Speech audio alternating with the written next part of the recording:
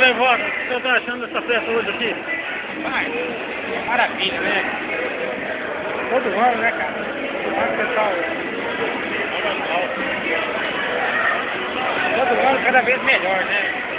Muita corporatividade, muita competência, né? Porque sabe ter uma equipe muito forte, né? Que trabalha, que pensa aqui, investe naquilo que é bom, né? E com certeza, esse ano nem ia ser diferente, né? Qualidade, cultura. Com certeza, né? Melhor ainda. Porque vai chegar o forno. E você, China, o que você está achando aí do churrasco? Ah, isso aí. Eu vim. Eu não. Eu vim aqui só dar uma olhada, né? Pra pensar minha pessoa aqui com meu amigo Alex. Doido de tudo, vagabundo. Tá satisfeito aí? Bebeu, comeu já à vontade? Tô bebendo ainda.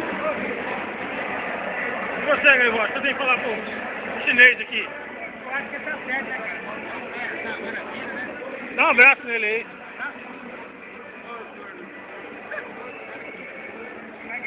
O chinês só pega o mecânico, oferecendo carne com coisa da Ó, senta ali, ó. Não, tô sentado ali. Vai sentar ali, cara. Cadê o Maicon?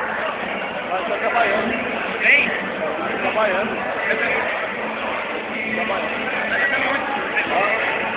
Trabalhando lá na sorteio. Vai sentar na rua.